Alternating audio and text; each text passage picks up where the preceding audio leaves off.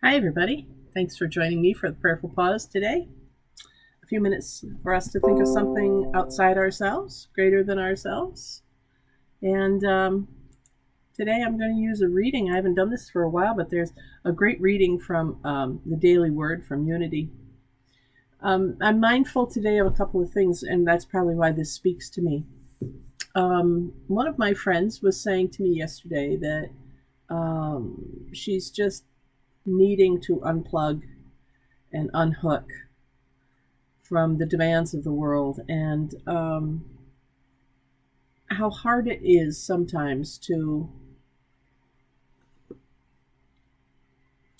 turn everything over, not try to control it, is how she put it, but to just let God do that. And I've been thinking about that, how that can be a challenge for many of us.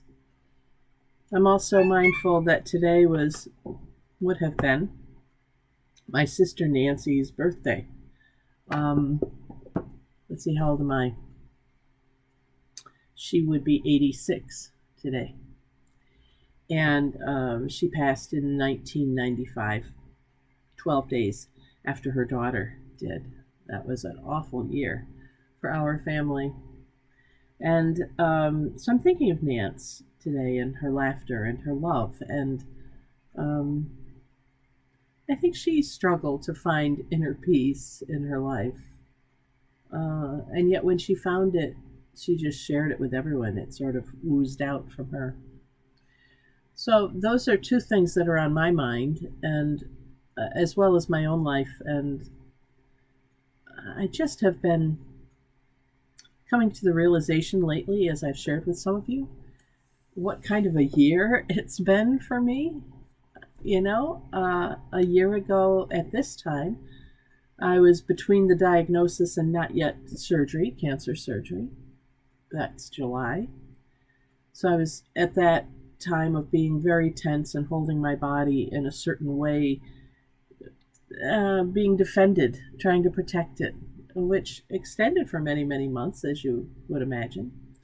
And of course, then partway through that healing time, surgery was July 15th, partway through that healing time, in October, I took on a second church for a few months. And yeah, it's just been a lot in one year. And so for the last month or so, I've been doing a lot of personal body work mostly. I mean, acupuncture, chiropractic, massage therapy, working outside when I can, just to kind of reintegrate my life, as my chiropractor put it, my sympathetic and my parasympathetic nervous systems. I almost said paranormal. I could have a paranormal nervous system too, knowing me, but sympathetic and parasympathetic, and trying to get things to line up. And so this really speaks to me. And my guess is that even without all of those stressors, some of you are at least going through the same thing that I am, and others of you can relate because you've gone through it before. I think all of us face this a little bit with reintegrating our lives into a broader culture in this post-COVID time. In New York State, anyway, everything has been lifted. So we're supposed to be operating as normal, and some of us are totally ready, others not so much. I went to my first movie in a theater on the weekend, and that was lovely and exciting and odd. Everything feels a little surreal right now. So I'm hoping that on some level you can relate to today's message from um, Unity, and it is Daily Word from Unity, and today's daily word is a term, inner peace. It offers us the mantra or the thought to keep repeating, I let go and enter the inner sanctuary of peace. I let go and enter the inner sanctuary of peace. One more time. I let go and enter the inner sanctuary of peace. Here's what the writer has to say. Amidst a storm, anxious disciples called upon Jesus to calm the wind. and still the rolling sea. I bring this story to mind when an inner storm of surging thoughts overwhelms me.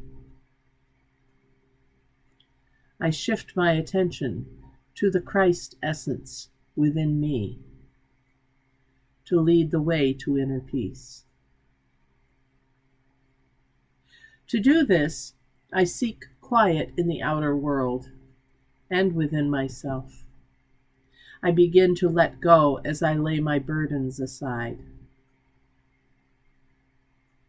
The inner realm of quiet and solitude is a sacred space, a healing place, a resting place. I let my whole being feel peace. In the silence, I am open to receive. I am a willing vessel to be filled with divine ideas and within guidance to make my path easier to travel. With gratitude, I emerge refreshed and serene.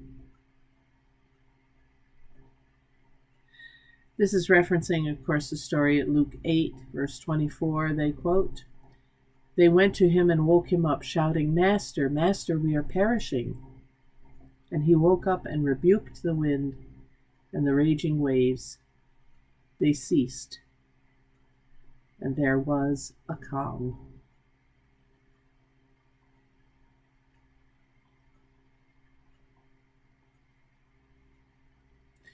One of the things I notice whenever I read this story is that they had to wake him up.